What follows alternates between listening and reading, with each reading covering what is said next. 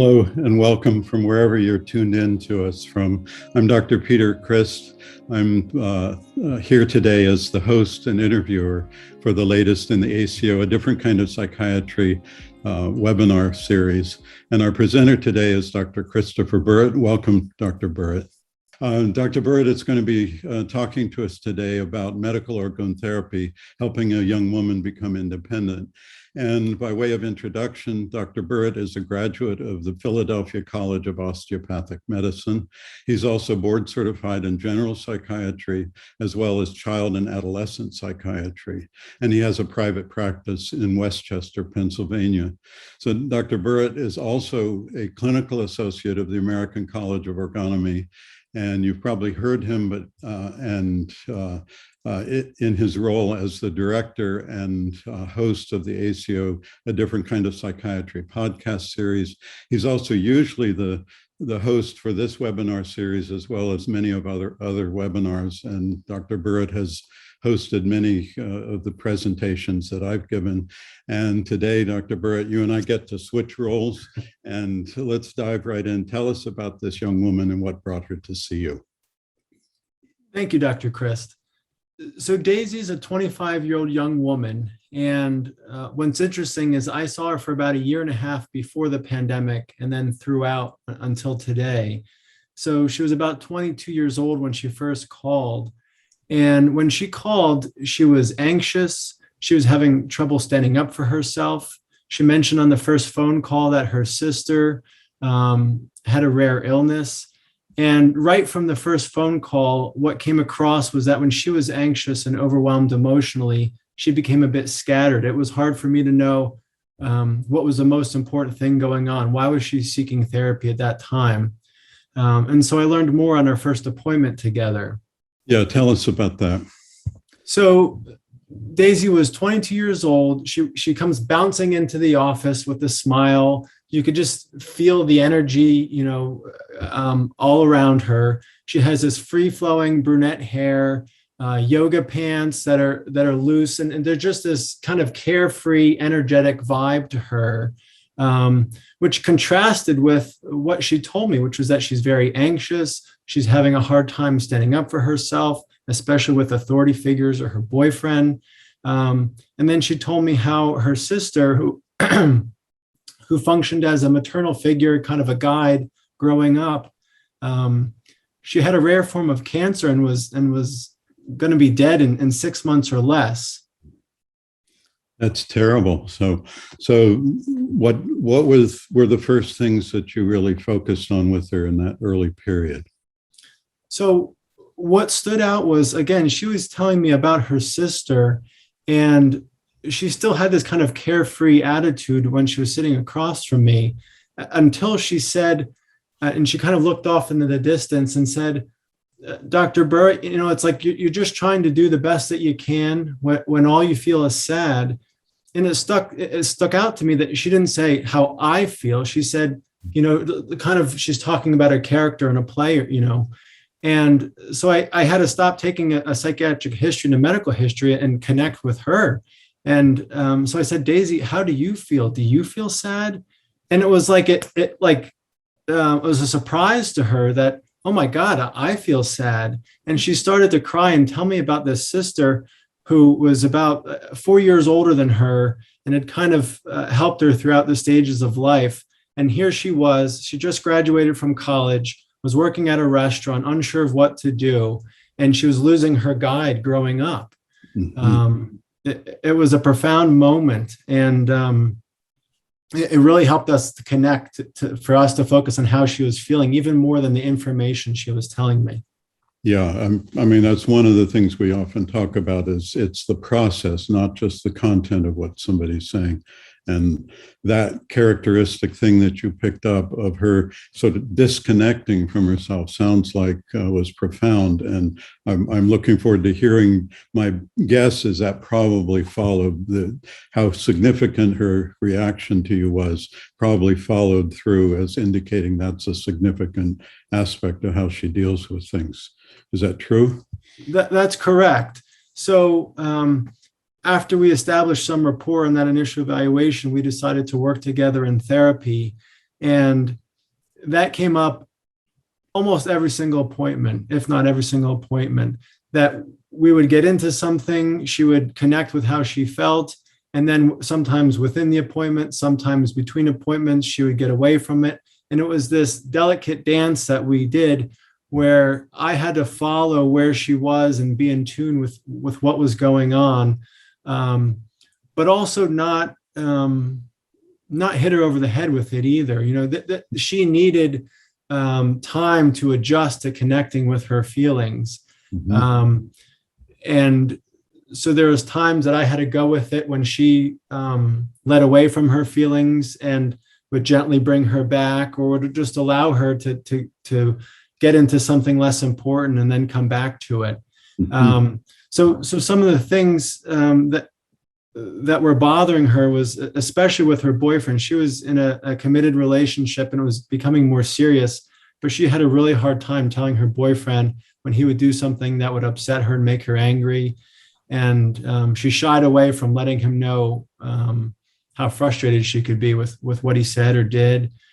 And then kind of in the background of all of this was that she graduated college and her parents were both professionals and had this expectation for her of what she was supposed to do. She was supposed to become a professional, maybe go to graduate school. They had an interest in her becoming a teacher, and she had some interest in becoming a teacher, but she just wasn't sure. And I felt clear that it was important for me to help her parse out what was important to her and what she wanted to do, but not give her any direction with that. Her parents were giving her plenty of direction, and that wasn't my role. I wasn't going to be a paternal figure, but I was kind of replacing her sister, being her guide, being alongside her as she figured things out for herself. So that whole question of when do you give a patient advice, when do you let them struggle and come up with things on their own, is something that I think we deal with all the time. So what was it that helped you sense which you needed to do with her? One thing that stood out was she often could fall into this role of appearing like a damsel in distress. She could say, I don't know what to do, and really look like, oh my God, like she needs help. You know, we have to come to the rescue.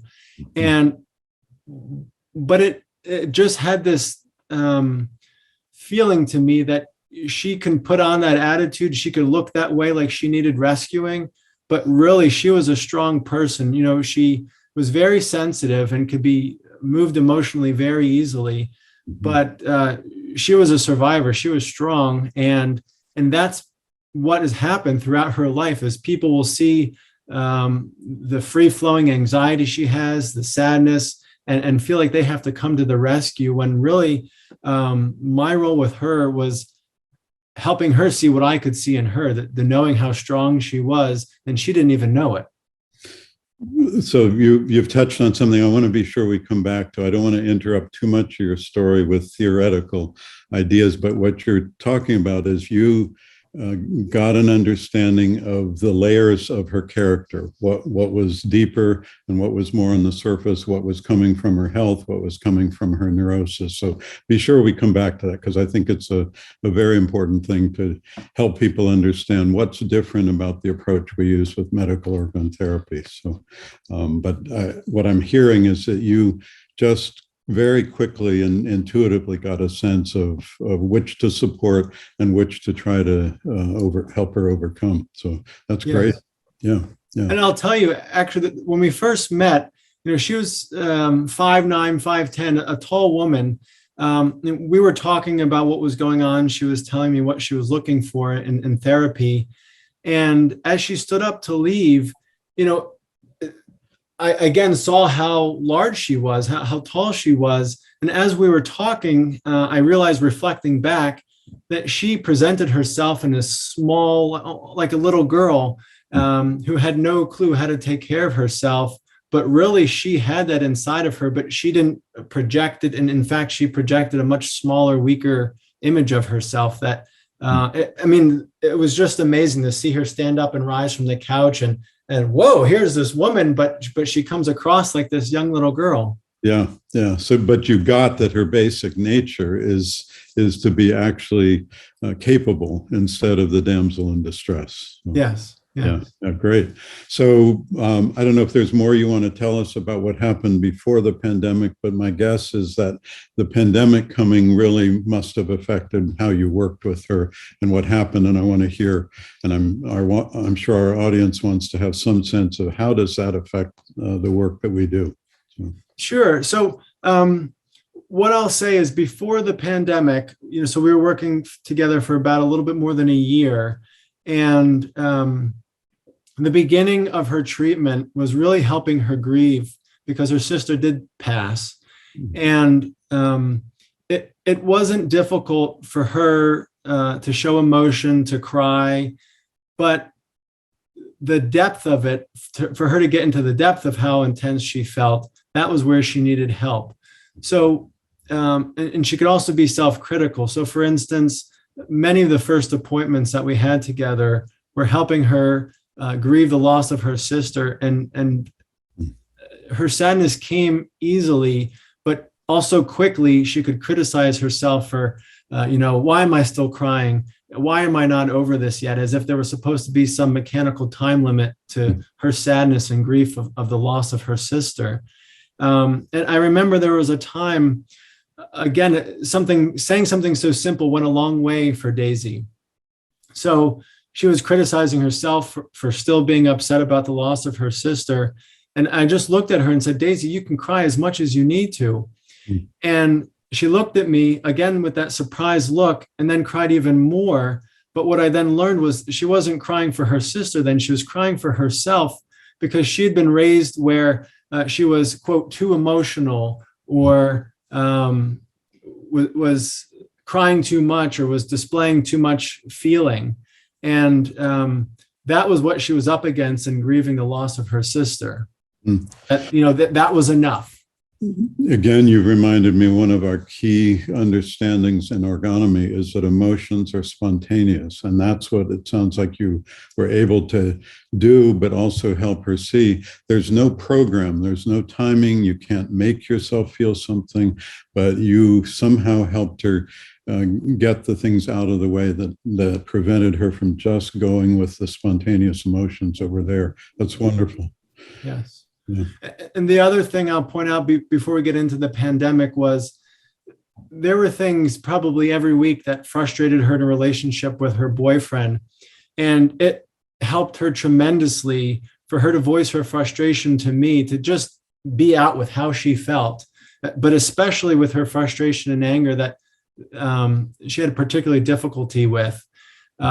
She had a natural tendency to become frustrated and then shrink away from it. And she would tell me about times when she'd become angry and then felt stuck in how to express it with her parents, with her sister, other people, and would just kind of go run and hide and just had tremendous difficulty with expressing those feelings.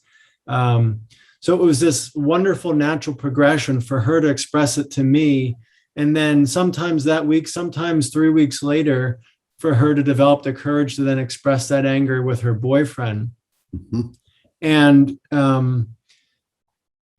even from the beginning of therapy, it was clear that her boyfriend could be pushy, could be controlling, and had a tendency to get angry. But if Daisy could speak with him and could voice how she felt, to his credit, he could hear her and apologize. And that meant the world to her, for her to be able to say how she felt and not be pushed back and to have someone apologize. That was a tremendous help for her to be out in the open about how she felt, to not be, to shrink down and be a smaller version of herself. That's great. Well, we actually already have a question on the Q&A that's relevant to where you are before you get to the pandemic. And the question is, how often were you seeing her that first year? Because I think that'll put in perspective for people the kind of work you were doing and then what happened after that. I see. So I saw her once weekly. And along those lines, she was working at a restaurant part-time, and her parents were supporting her so that she could have time to figure out exactly which career path she wanted to follow. And in some ways, they were very liberal and open with her about, here's some time that you can have. I don't want you to rush into some job that doesn't feel right for you to support yourself. But there was also this mixed signals she'd get. They would call and say, how's it going? And there was always this underlying message of, you better get on it. Tomorrow you're going to let us know what career you're going to start. And there was, as much as it felt free, I think on their part, there was always this underlying feeling of you had to do the right thing. And that really undermined Daisy's independence of just grappling with, do I do this? Do I do that? Mm-hmm. So that was always in the background. Mm-hmm. Yeah, that's what I was just getting the sense that not only did she end up dependent emotionally of having to act like a little girl to get contact with them, she ended up financially dependent and for her livelihood and just even decisions. So to help her address that was a huge thing. Yes. I mean, if she were to buy something, a new dress or something, they would have a criticism about it because they were supporting her. So it was mixed messages every time they interacted. Yeah. So let's go on to what happened then. How did the pandemic affect her and the therapy? So I'll tell you, I don't know if I'll ever forget this, but I kind of mentioned how she has this wonderful energy and she bounced into the office. Well, sometimes depending on her schedule, I might see her early in the morning and it was never a problem because she just had this energy that could, wake you up. Like you couldn't ignore it. But I remember the first time we logged in, so I think this was the end of March of 2020. And we had agreed to transition to telemedicine appointments on the computer. And so instead of bouncing into my office, I had the sense that she had her laptop on her belly, lying in bed, and she just had this drained look of, kind of looking half asleep. She had a complete depletion of energy. Mm-hmm. And it was so disheartening to see that the change. She had asthma, was terrified of the contagion of the coronavirus, stopped her restaurant job to collect unemployment. She loved going out with her girlfriends, dancing and just being out. And she was clearly an extrovert, but loved to be with people. And it pretty much stopped on a dime when the country shut down and Pennsylvania shut down. And it was this depressed, depleted look. And the good thing that happened with me knowing her before and not working with her just then was that because she had this wonderful free-flowing energy, I knew I needed to support her and help her deal with especially that first lockdown. But again, I didn't need to come to the rescue. I needed to support her and offer any kind of clear advice, especially, in March 2020, when no one knew up from down of what was the right thing to do. So I did my best to give her clear guidance and to, again, be alongside her to know that I was there to help. But I also had to make sure, again, that I wasn't going to jump to the rescue and that she could get through this. Mm-hmm. And it was never something that was said between us, but it was clear that she really needed that this was a horrible national planetary problem, but that she could deal with it. Mm-hmm. And I think not only despite the pandemic, but actually because of the pandemic, she actually was able to go further in her therapy. Yeah, say more about that. That's a very important aspect that I think a lot of people don't understand. Adversity can actually help people work harder on themselves. That's correct. So we were fortunate to set the groundwork of her being clear of what she needed to do, what she needed to be clear on, and what anxieties she needed to face. But because we were able to do that, the interactions with her boy, I'm getting chills just talking about it. It was so amazing how she was able to rise to the occasion of dealing with the pandemic. I mean, her and her boyfriend being clear, for instance, about how they wanted to address it. There was a lot of couples, a lot of families that maybe there was rifts between them about how to handle it. Do we follow all the precautions? Do we say, put care into the wind? They were constantly in communication to make sure they were respecting each other's values and being clear on how they wanted to, because they were holed up in a 1-bedroom apartment for over a year together. And that's hard on anybody, but they actually became closer because of it. She was a little bit more cautious than her boyfriend, Dan, but she was able to tell him when she was concerned and scared, and felt confident to be able to voice her concerns to him. And he was able to hear her. And that meant, again, the world for her, to feel that partnership with her boyfriend. And I'll tell you, there were things that did come up. They both had their difficulties that intensified. I think we all did.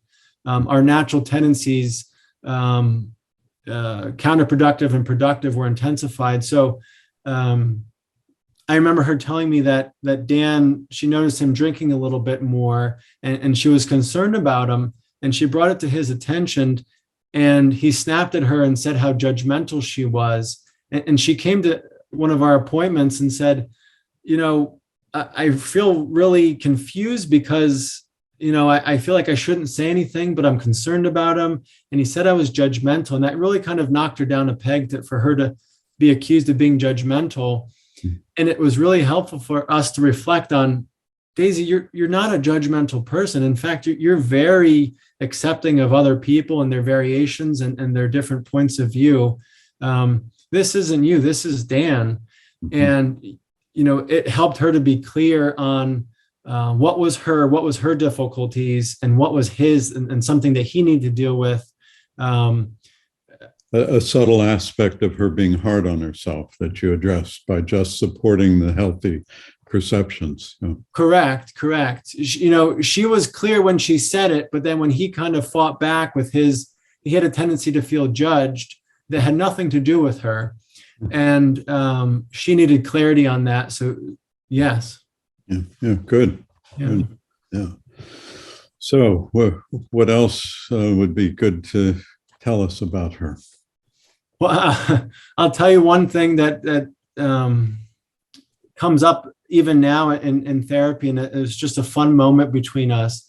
I remember there was a time she logged into the telemedicine appointment, and she's telling me about her parents, and she's telling me about Dan, and she's telling me about one of her friends. And I'm thinking, Daisy, why are we talking about all these other people? And I reflected, and I said, Daisy, it's like there's a train and you're the caboose in your own train. And Daisy, heard that, and she went with it, and she looked at me and seriously said, I ain't no caboose, I'm a goddamn engine. And it was so wonderful to hear, because again, it was a way that she put herself lower than everybody else. It was a way that she minimized herself, kind of criticized herself, and just in that interaction. And we'd come back to that time and again, and she'll catch herself, and we'll joke about it. So it's been a wonderful joke that we have to keep her in check about, my feelings, my ideas, what I want, are they, at the forefront? You put it as a joke. It's so much deeper than that, Dr. Burritt, because we have this concept of the red thread of the character. If you can capture some essential part that reflects an essential aspect of how the person deals with things, and I think that's related to it, or it's close to it, that you got that she always puts herself last, and you found a wonderful emotional way, instead of an intellectual sort of dull, I got my red thread. It's like you just got it with her, and, yes. And it's there. So that's great. Wonderful. Yes. No, it's been wonderful.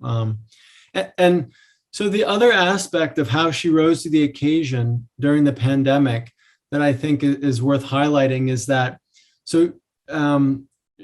when the pandemic first hit and the lockdown started, she was on unemployment.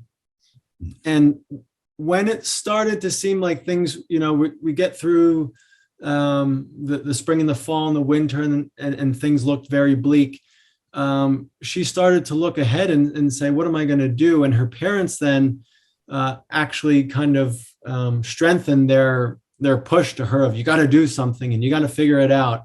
And we're really pushing for her to get some credit so that she could be prepared to become a teacher when things started opening up.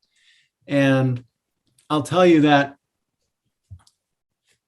I think that adversary of her parents pushing her and her developing some confidence in her own abilities really helped, because she told me that she couldn't talk to them because they had a way of really dismissing when she tried to speak up for herself. So she wrote them a letter, and she was just so excited to tell me how pissed off she was about them pushing her. And she described feeling like a superhero to really let them know, I'm tired of being pushed around. I will figure things out, but you need to give me some space to figure things out. And with that, she found a job, a remote job, so she could feel comfortable returning to work so she didn't have to go back to the restaurant. But it paid her a wage that she could support herself, that she didn't need any money from her parents.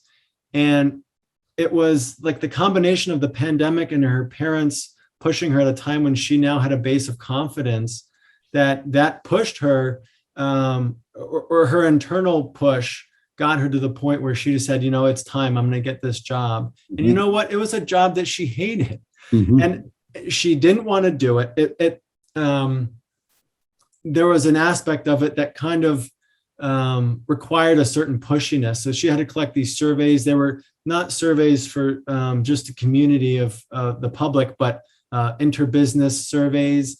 And people could call. It was like cold calling almost for these surveys, and people could hang up on you. People might try to get you to hang up, and she had to really kind of steel herself to some of that. But then she could also learn that some of her sweetness and her wonderful charisma she could actually use to her advantage for this job. How did she do that? Because that again, it highlights one of those features of our nature that we have is something we can use for constructive purposes, but when it becomes a defense, it's our greatest weakness. So her tendency to be accommodating or put herself last could actually be something that comes from her strength of being sweet and accommodating. Correct. So most people in that line of work were like what you'd think of as a stereotypical pushy salesman.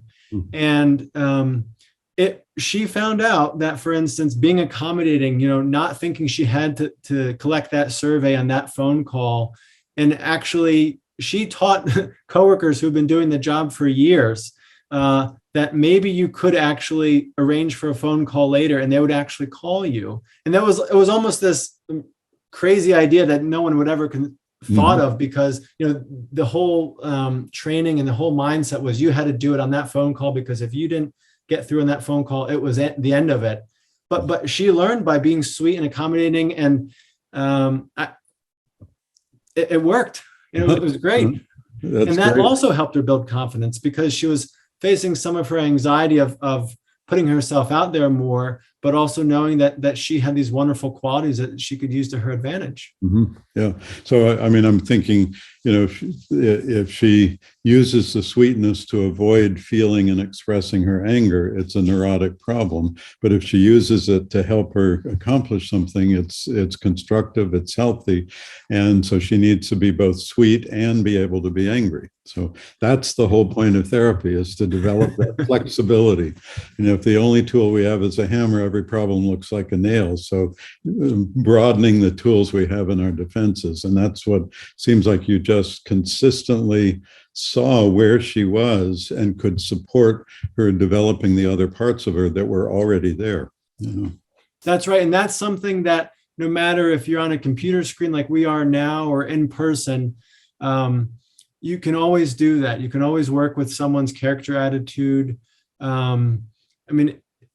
It changes, and I think we've all had to adapt working through a computer, but it's possible to do. Yeah, no, that's great. So I mean, you've told us so much, painted such a rich picture about her. I want to be sure if there's anything else just about her case before we start looking at some questions.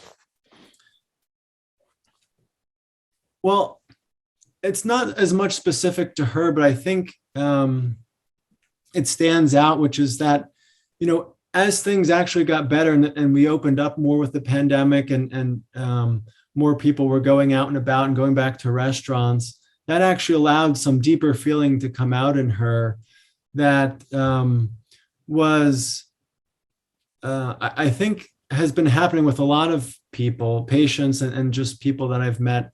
But it also shows that there's different depths that we're working with. And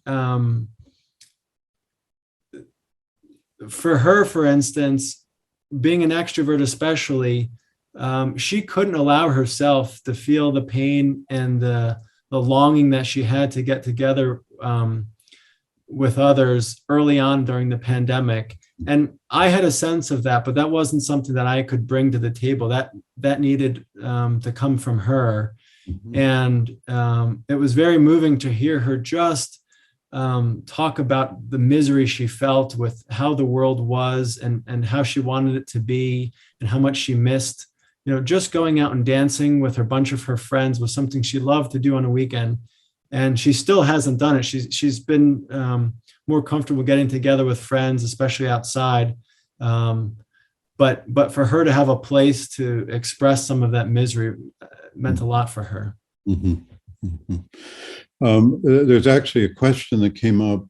What role does exercise play in addressing someone's emotional life? And you've sort of been implying that about her desire in dancing, but I know that's affected a lot of people during the pandemic of getting shut in and not being able to do their usual physical exercise. Was that a factor with her?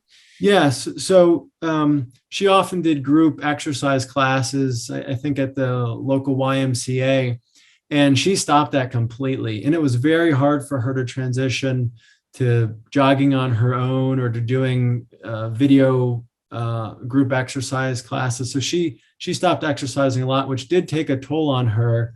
It allowed some tension to build, but it was important for us to address that, but also her desire to move, to discharge some of her physical energy was important. And I work with all my patients on that, but it was also important because there was a time that stood out, which was we were talking about her exercising, getting moving in whatever way that she could enjoy despite the pandemic restrictions.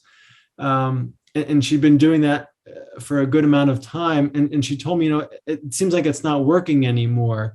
I'm still frustrated and I'm still feeling kind of crappy, but I've been exercising. I don't know what's going on. And that was a good moment for us to address that you can't exercise away your feelings. You have a specific impulse to cry, to become frustrated or display rage. And exercising can help reduce some of the everyday tension that you feel and can be important and can be enjoyable, but it's not a substitute for expressing those other feelings. And that was very helpful for her to hear, to understand that process. Yeah, good. Because I found that with patients, the one concept that I'm pretty sure it comes from Wilhelm Reich, that impulses are incredibly specific. So if the impulse is to run, punching won't do it. If the impulse is to cry, getting angry won't do it. If the impulse is to run, crying won't do it, and so forth. So just identifying what is the actual underlying impulse. And if it's an emotional impulse, because you can have intellectual impulses, physical impulses, emotional impulses, and exercise will take the edge off of some of the emotional ones. But as you said, it just will not take care of it. So that simple concept is incredibly useful. And it sounds like she quickly got it, that she needed to express an emotional impulse rather than an exercise impulse. So great. Yeah. So before we go to some questions, bring us up to date. Where are things now with Daisy? She's doing very well. So actually, it might be just a month ago. It's a very hot job market, if you haven't heard. She actually took the chance and took a interview for a reach position, something that she wasn't quite sure if she was qualified, wasn't sure if they would even consider her, and she got it, and she got a 50% pay raise. So before she was taking care of herself, now she's really doing well for herself. And it was with a job that she enjoys and a job that she cares about. And it just catapulted her forward. It was just so wonderful to hear her make that leap and take a chance with a job that really was satisfying for her. So she went from supporting herself and becoming more independent to being more satisfied with her work function. The other thing I'll say is that she's still doing wonderfully, addressing whatever conflicts come up with her boyfriend, and he's doing a wonderful job accommodating her change and her being more open with her frustration, especially. And I'll tell you, the problem that she runs into now is handling her pleasure and handling the satisfaction she has with her relationship. She will start to feel anxious, and it's not quite clear what's going on. She's not afraid of something. It's not her anger that she's not expressing. She's anxious because she's not used to dealing with the amount of pleasurable satisfaction she has with her relationship. It's such a wonderful new problem for us to deal with. Yes, but that again, that's a basic concept that we have in orgonomy that I don't think is understood in many other circles in psychiatry. And so the concept of pleasure anxiety. So can you say just a little bit more for the audience? What is pleasure anxiety? So emotionally, she's her impulse is to expand, to feel pleasure, to be out in the world, to be with her boyfriend, and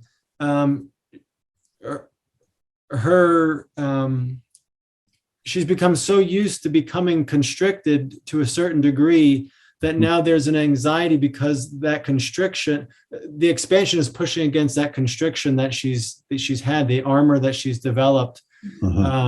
That now there's this battle between expansion and contraction, and that's felt as anxiety, when in fact there's just this underlying pleasure that's pushing to come out.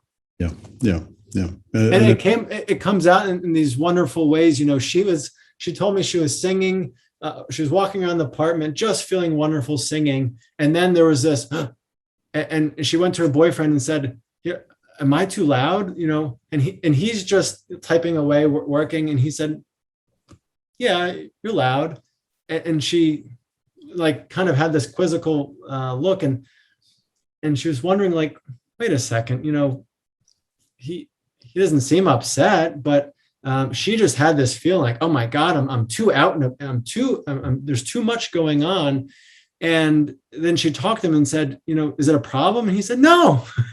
You asked if you're loud. I mean, you weren't quiet. And just this, he had this innocent reaction to her question. But it was wonderful that she realized something's off. You know, I'm feeling pleasurable, but I felt this moment of oh my God, you know. And when she talked to him and she realized that, then she sang louder and just enjoyed herself even more. And there's this wonderful insight that she had into, oh my God, I can feel this pleasure and I can take it, you know? That's great. Yeah. So a couple of things that all of this has reminded me of is, you know, we have the title, A Different Kind of Psychiatry. So as soon as we have that title, how is it different? And so, you know, I think many people might just hear the case that you've presented and say, well, that's what any good psychotherapist would do. But I want to underscore a few of the basic central things that I hear in your case, just to clarify how what we do and how we look at a patient is different. So one of them is what I said about the layers of the character structure. So you really got a sense, my impression is intuitively you got a sense right in the very first session, this is actually a strong person who acts weak, you know, and that distinction, I've had patients who act strong, but inside they're actually weak. And so for you to understand the basic layering of what is healthy versus what is neurotic is such a crucial thing in any of the work we do. And you present it like it was so easy. I don't think it like it didn't take any work, but you were doing a lot of work to just perceive and sense, because in the very beginning, she presented so many things. How did you know what to pick up on? And I think intuitively, but I think you also have that structure of the roadmap of, all right, which are the healthy impulses, which are the neurotic ones? And with her, to treat her as if she's fragile would have undermined her basic healthy strengths. Whereas there's a little girl who I presented, it was the Feelings Doctor podcast that we did. Yes. She was just the opposite, that on the surface, she looked tough, but underneath she was incredibly fragile. In fact, she had been taken to another therapist who thought she was just being dramatic and tried to do a behavioral approach to stop the neurotic reactions of her, how she was acting, and it made things worse. So understanding that structure, I think, going back, if you look at this whole case, that's what you did intuitively, but I think consciously from the very beginning, is you sense, all right, by nature, the health in this woman is very capable. She's full of emotion. She tends to restrict certain ones. That's her neurotic tendency. And she acts dependent and fragile when she's not. So. That's all very true. And the one thing I would add is it was important not to get lost in the content of what she was saying. She had a lot to present. She would say a lot. She was talkative, and you could get lost in that. And it was important, for instance, even in that initial evaluation, for me to pick out, she mentioned sad, but it didn't really stand out in the content, but there was the way she looked and the way I felt there was just this feeling I had. So it was very important for me to look at her and to see where she was and to have my own sense of how I felt with what she was presenting to me, because I could get caught up with her damsel in distress attitude, but also just in how much she presented. Right. So, the other thing is it's not just understanding which is neurotic and which is it's healthy. It's understanding what to do with each of those. So with her, what I'm hearing is you sensed you needed to be actually fairly sensitive to how you address things with her, but not treating her as if she's fragile, but knowing she's incredibly excitable. And that's what you felt at the beginning. So exciting, that's part of her nature, but that exciting reaction could lead you astray too. So that's correct. Yes. Yeah. So the other thing, just to underscore what makes medical orgone therapy different is not just any particular technique. It's not about having someone on the couch. It's about how we look at the patients and understanding them. And that's what I think is wonderful about this case. She was the sort of person that also, I think, allowed you to easily understand her in some ways if you didn't get distracted by all the content and all the stuff going on. I had a clear sense that she wanted to be seen for who she really was. Okay. Underneath, even if, she didn't say that for sure, Yeah. but there was certainly a healthy push for her to be able to be who she was. And I think our initial connection helped her to feel comfortable that she could do that with me. And that just helped us, again, as a... Yeah, that's the other thing I was going to say is in terms of our concept about contact, of being accurately perceived, seen and heard. We all need to be seen and heard.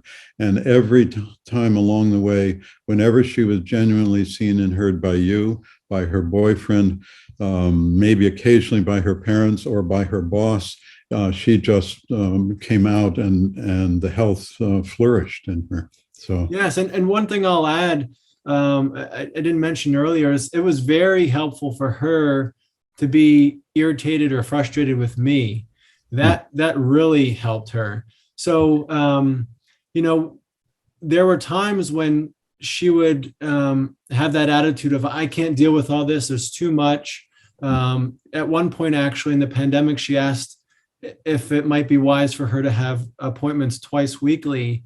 And, she even made a comment of how good working with me was. And I heard that and, oh, that sounds nice. I'm glad I'm helping you. But there was something about it, and when I reflected out loud to her that, I understand you're anxious, but I don't know, Daisy, even though things are very hard right now and you're anxious, you're really doing well for yourself. And, we can consider that, but I think we should continue things how they are right now because you're doing well.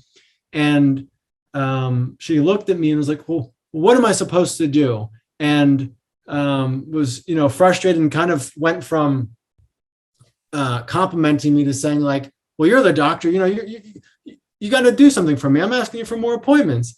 And I didn't say anything, but she allowed it to be out there. And then she then went, uh-oh, like, I'm sorry. I hope I didn't, I hope I wasn't too mean with you. And I let her know that's allowed. You can say what you need to say to me. And, it's a doctor-patient relationship, but we're also two human beings and she can be angry with me. And that really helped her feel more comfortable. But a perfect example, I think, of you not getting drawn into her acting helpless, like, oh my God, I can't handle my life. I need 2 sessions for support. Now there's another patient, they might need that. And that would what would help them. So again, seeing each person for their individual nature and their individual character defenses is what working in this way is all about. So that's great. That's great. So one other thing, just a general conceptual thing I want to underscore, you've alluded to it, but our understanding of anxiety, it's simply the feeling we have when an impulse does not have a satisfying outlet. So many people will treat anxiety like it's a symptom that's got to be gotten rid of. We understand it as a signal, and consistently that's what you did with her. She was anxious about expressing her anger. She got anxious about feeling pleasure, and it's not about getting rid of the anxiety. It's allowing the underlying healthy impulse to have an outlet. So. That's right. So a couple of questions that have come from the audience. Were her parents a help or a hindrance to her gaining independence? And did you ever meet with them? I never met with them, but I would say they were both. And the way they were a hindrance was, especially in the beginning, of not giving her space to feel things out and have some autonomy, because there was always this pressure or looking over her shoulder about what she's doing and is she making the right moves to become independent. And yet, as I mentioned earlier, when she had a base of confidence and felt more comfortable speaking up for herself, their push, I think, helped her. It rallied her to go out on her own and take care of herself. So it was both. Yeah, good. Good. And along those same lines, another question is there a rule of thumb parents should follow in figuring out how much to support their adult children? That's a good question. I think, as you said earlier, it depends on the patient. So I didn't work with her parents, but if I did, I would have helped them to see how much she needs some space to figure things out on her own and to back off. And yet for someone else, I work with a lot of young adults and teenagers where parents are grappling with dependence and independence, and they're at that transition stage. And it just depends on the patient. Some of them, want to go out on their own and become independent, but they're not capable of it yet. And they need help to become more capable. And so they need more guidance and more structure. Right. And so it depends on the patient, what the patient needs. Right. Right. Another question is, how is she using therapy now? Because it seems like she's made a lot of progress. So what is the function of therapy at this point, I think, is really what the question is. Yeah. She's So, improved, her symptoms have improved, but what are you working on now? so she still is in therapy, and some of it is consolidating the gains she's made. I mentioned helping her deal with the pleasure that she's feeling. Um, that's a big part of it. But also, there are deeper layers that we have not gotten into. So, Mhm. just as we talk about how anxiety can be the surface feeling when really there's sadness or anger underneath, or pleasure. Um, there's deeper layers of frustration and anger in her. There's deeper layers of sadness. And so we're touching on those. So she's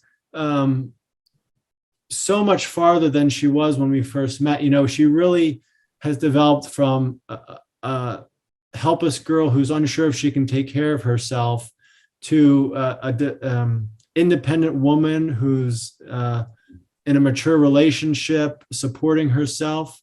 And now, as that independent woman, she's dealing with even deeper feelings. Mhm.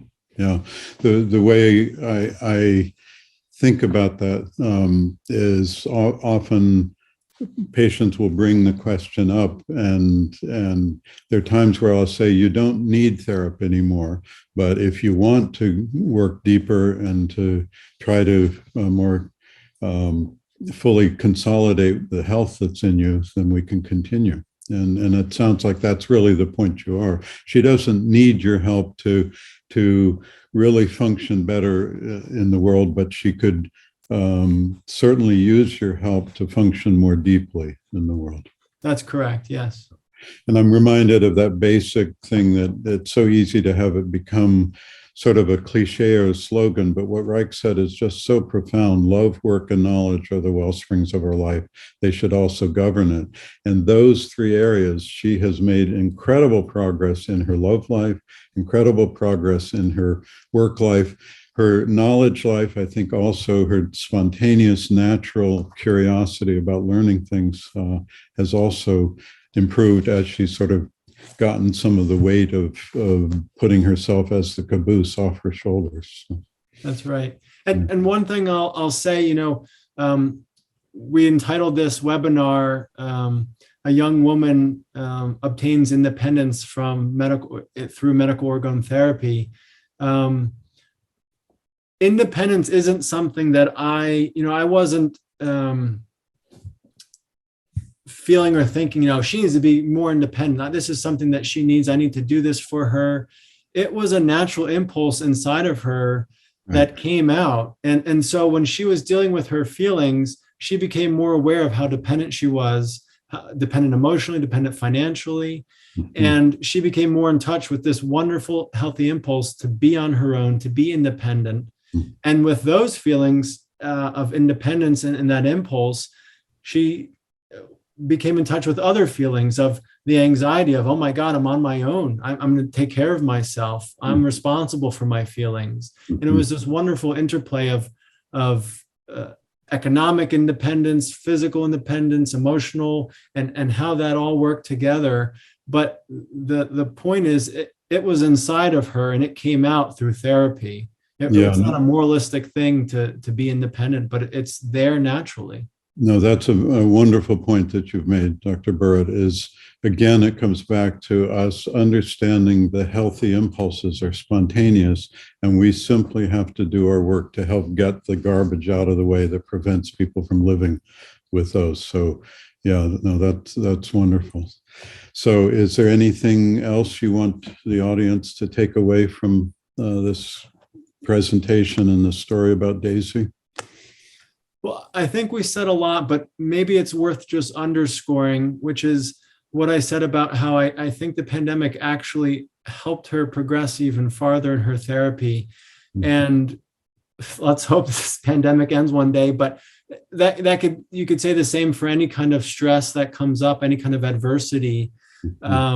Adversity is an opportunity to face your feelings, to deal with a problem, and to be able to overcome something can really help someone emotionally, to feel confident that they can handle the world. When I was thinking about this webinar, I remembered what I read in The Man in the Trap by Dr. Baker. And he mentioned it. One of the aspects of therapy is helping a patient face the world a little bit more unafraid.